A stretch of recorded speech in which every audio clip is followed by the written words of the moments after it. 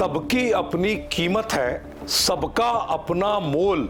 जो सिद्धांतों से समझौता ना करे वही सबसे अनमोल। नमस्कार, आचरण के साथ मैं हूं TN मनीष, हाजिर हूं आज का मुद्दा लेकर। आज बात संविधान निर्माता, दलितों के मसीहा डॉक्टर भीमराव अंबेडकर के सिद्धांतों पर। सबसे बड़ा सवाल 2025 में भी बाबा साहेब भीमराव अंबेडकर के सिद्धांत उतने ही प्रासंगिक हैं जितने पहले थे।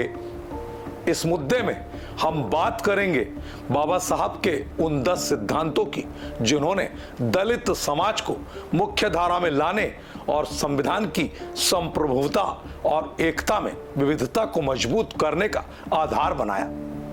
लेकिन सवाल ये कि क्या आज की दलित नेतागिरी इन सिद्धांतों को मानती है?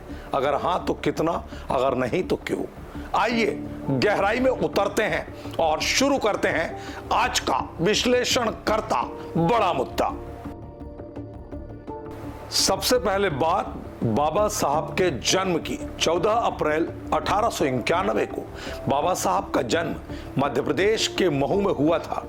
उन्होंने अपने जीवन में दलितों और वंचितों के लिए शिक्षा, समानता और सामाजिक न्याय की बड़ी लड़ाई लड़ी। स्वतंत्रता, समानता, बंधुत्व संविधान के मूल आधार जो लोकतांत्रिक अधिकार और सामाजिक न्याय सुनिश्चित करते हैं। छुआछूत का उन्मूलन 1927 में महाड़ सत्याग्रह और 25 दिसंबर 1927 को मनुस्मृति दहन इसका बड़ा प्रतीक है। शैक्षिक और सामाजिक उत्थान 1924 में बहिष्कृत हितकारिणी सभा की स्थापना और मूक नायक 1920, जनता 1930 जैसी पत्रिकाओं का प्रकाशन। संवैधानिक अधिकार और आरक्षण, अनुसूचित जाति, जनजाति और ओबीसी के लिए शिक्षा और नौकरियों में आरक्षण। जाति उन्मूलन, जाति विहीन समाज की वकालत, हिंदू और मुस्लिम सामाजिक बुराइयों की आलोचना। राजनीतिक सशक्तिकरण 1932 के पूना पैक्ट से दलितों के लिए 148 आरक्षित सीटें सुनिश्चित की। आर्थिक न्याय factory act 1946, trade union act 1947 और श्रमिक अधिकारों की वकालत। लैंगिक समानता, हिंदू कोड बिल के लिए लड़ाई जो विरासत और विवाह में समान अधिकार देने की पुरजोर वकालत करता था। धार्मिक परिवर्तन 1956 में दीक्षा भूमि नागपुर में बौद्ध धर्म अपनाया और भारतीय बौद्ध महासभा की स्थापना की। वैज्ञानिक चेतना और तर्कवाद मानवता को धर्म का आधार बताया, अंधविश्वास का विरोध किया। दोस्तों, इन सिद्धांतों ने दलितों को मुख्यधारा में लाने और संविधान को मजबूत करने का रास्ता दिखाया था।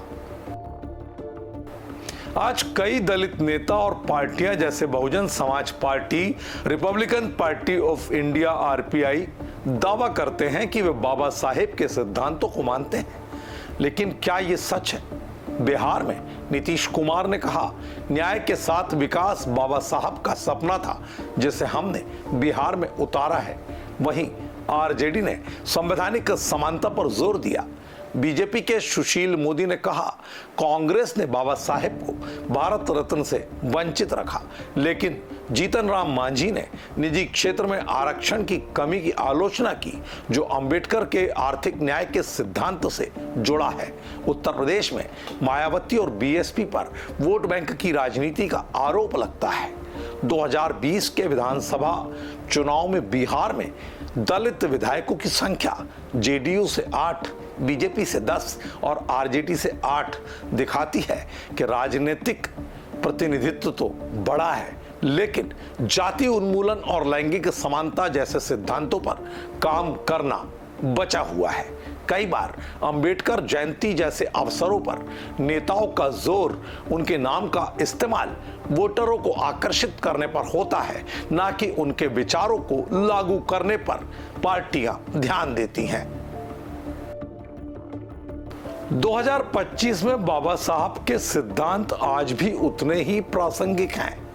शिक्षा, रोजगार और सामाजिक न्याय की चुनौतियों से जूझ रहे दलित युवाओं के लिए उनका संदेश शिक्षित रहो, संगठित रहो, गरजो आज भी प्रेरणा भरता है।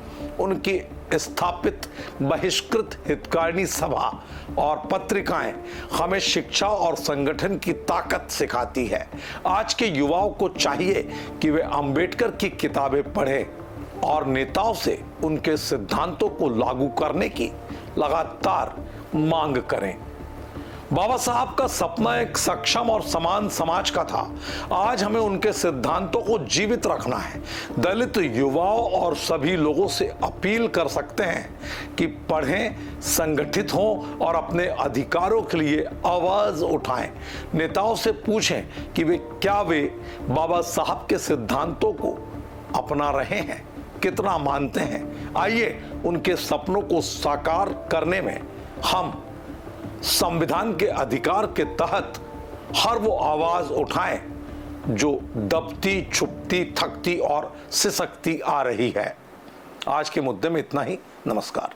देश दुनिया की सभी खबरें देखने के लिए जुड़े रहिए आचरण न्यूज से। आचरण न्यूज, हर कदम आपके साथ।